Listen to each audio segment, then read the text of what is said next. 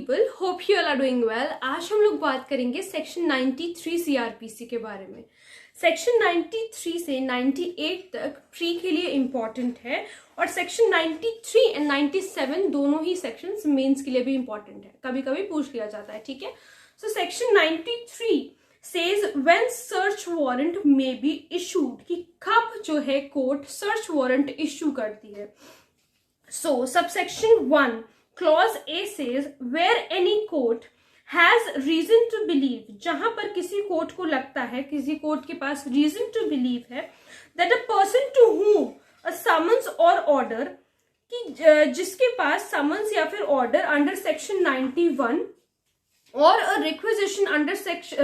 subsection 1 of 92 has been or might be addressed, जो section 91 में summons के बारे में बताया गया है और फिर सेक्शन 92 में सबसेक्शन 1 में जो रिक्विजिशन के बारे में बताया गया है कि किसी व्यक्ति के पास ऐसी चीजें गई हैं, विल नॉट और would not produce the document और थिंग, कि वो इंसान डॉक्यूमेंट को प्रोड्यूस नहीं करेगा, ठीक है, as required by such summons और रिक्विजिशन, जैसा उन समन्स या फिर रिक्विजिशन में बताया गया है। ये हमारा हुआ clause A. Clause B says, ये पहली कंडीशन है। दूसरी कंडीशन है वेयर सच डॉक्यूमेंट और thing is not known to the court to be in the possession of any person, जहां पर कोर्ट को भी नहीं पता है कि वो जो डॉक्यूमेंट या फिर कोई चीज है वो किसके पोजेशन में है,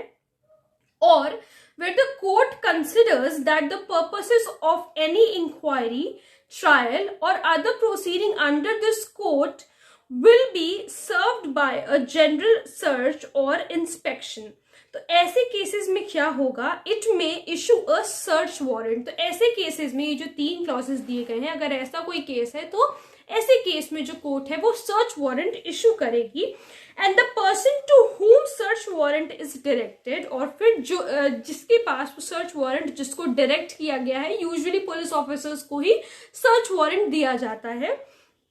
में सर्च और इंस्पेक्ट, तो वो सर्च करेंगे या फिर इंस्पेक्ट करेंगे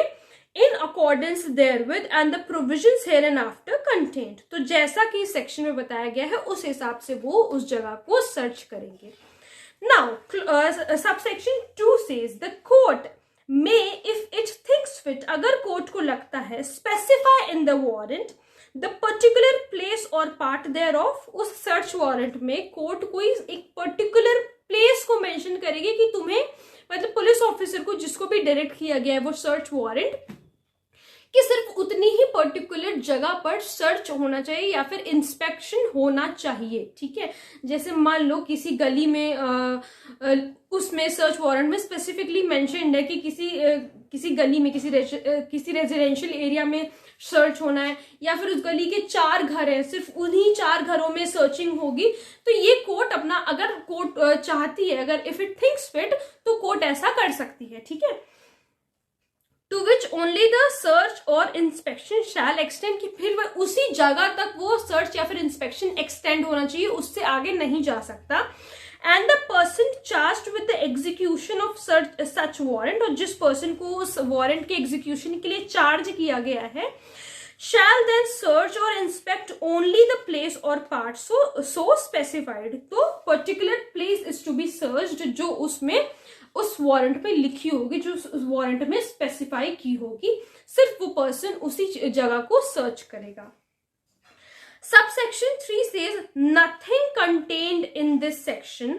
shall authorize any magistrate, इस सेक्शन में जो कुछ भी बात बताई गई है वो किसी भी मैजिस्ट्रेट को, अदर देन, यहां पर सिर्फ डिस्ट्रिक्ट मैजिस्ट्रेट और चीफ जुडिशियल मैजिस्ट्रेट को पावर दी गई है to grant a warrant to search for a document, parcel और other thing in the custody of the postal और टेलीग्राफ अथॉरिटी।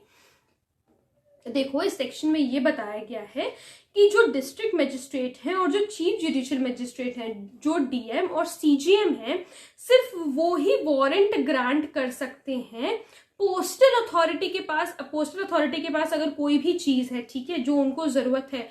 तो सिर्फ डीएम और सीजीएम ही वहां पर उनके पास सर्च को जो है सर्च के लिए भेज सकते हैं किसी भी इंसान को, और कोई दूसरा मजिस्ट्रेट ऐसा नहीं कर सकता। बाकी सारे केसेस में कोई भी मजिस्ट्रेट कर सकता है, लेकिन अगर पोस्टल अथॉरिटी या फिर टेलीग्राफ अथॉरिटी का केस है, वहां पर अगर कोई चीज सर्च होनी है तो उसके लिए वारंट ग्रांट सिर्फ 2 ही मजिस्ट्रेट कर सकते हैं, जो कि डिस्ट्रिक्ट मजिस्ट्रेट है और चीफ जुडिशियल मजिस्ट्रेट है। ठीक है, तो आई होप आप लोगों को ये वाला सेक्शन अच्छी तरीके से क्लियर हुआ होगा। अगर कोई प्रॉब्लम है तो please let me know in the comment section, और अगर आप लोग किसी टॉपिक पे वीडियो देखना चाहते हैं तो वो भी प्लीज मुझे जरूर बताइएगा। Thank you so much.